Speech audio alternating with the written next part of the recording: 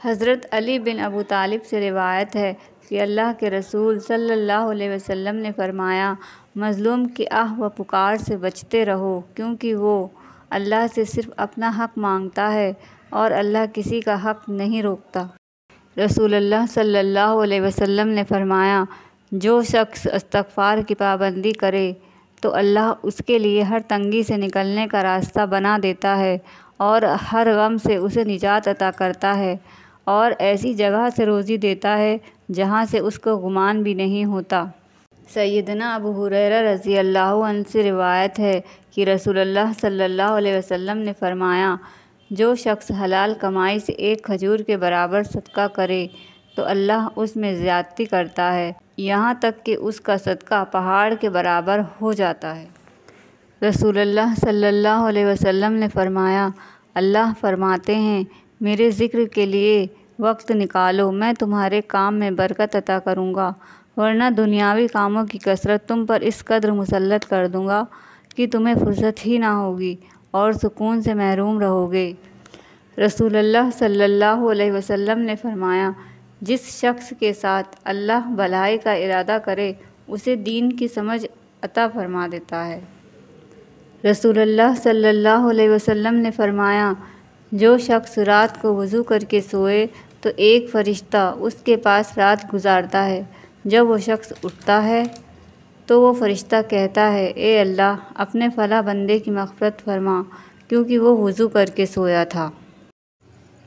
رسول اللہ صلی اللہ علیہ وسلم نے فرمایا، اگر تم اتنا گناہ کر لو کہ تمہارے گناہ آسمان تک بھی پہنچ جائیں مگر اس کے بعد تم توبہ کر لو تو اللہ سبحانہ وتعالیٰ تمہاری توبہ قبول فرما لیں گے۔ رسول اللہ صلی اللہ علیہ وسلم نے فرمایا، اذان اور اقامت کے درمیان دعائیں رد نہیں ہوتیں، لہٰذا دعا مانگا کرو۔ رسول اللہ صلی اللہ علیہ وسلم نے فرمایا، جو شخص قرآن اٹک اٹک کر پڑھ پاتا ہے اور اس کو پڑھنے میں مشقت ہوتی ہے تو اس کے لیے 2 گنا اجر ہے۔ رسول اللہ صلی اللہ علیہ وسلم نے فرمایا، اپنی اولاد اور اپنے اموال کے لیے بد دعا نہ کرو، کہیں ایسا نہ ہو کہ تم کسی ایسی گھڑی میں اللہ سے دعا کر بیٹھو جس میں دعا قبول ہو جاتی ہے۔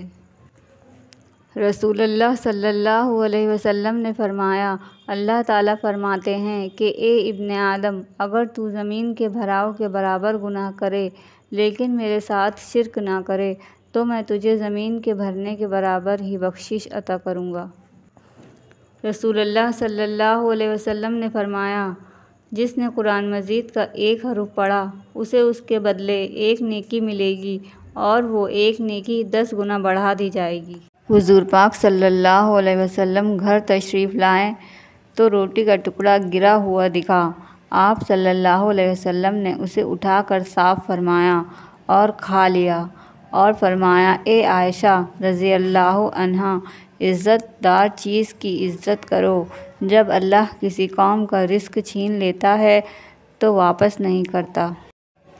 حضرت عبداللہ بن مسعود رضی اللہ عنہ بیان کرتے ہیں کہ حضرت صلی اللہ علیہ وسلم نے فرمایا، کیا میں تمہیں بتاؤں کہ آگ کس پر حرام ہے؟ وہ حرام ہے ہر اس شخص پر جو اللہ اور اس کے بندوں سے قریب ہے، ان سے نرم سلوک کرتا ہے، ملائمت رکھتا ہے اور ان کے لیے سہولت مہیا کراتا ہے۔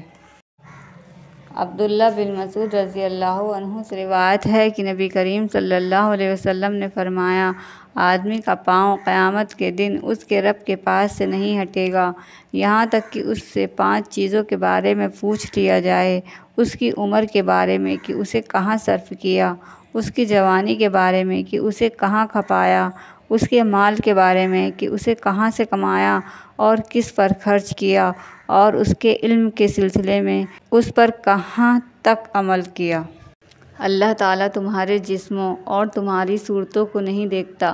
وہ تو تمہارے دلوں کو دیکھتا ہے۔ حضرت جابر رضی اللہ عنہ نبی کریم صلی اللہ علیہ وسلم سے روایت کرتے ہیں کہ آپ صلی اللہ علیہ وسلم نے ارشاد فرمایا، قیامت کے دن خدا کچھ لوگوں کو چیونٹیوں کی شکل میں اٹھائے گا،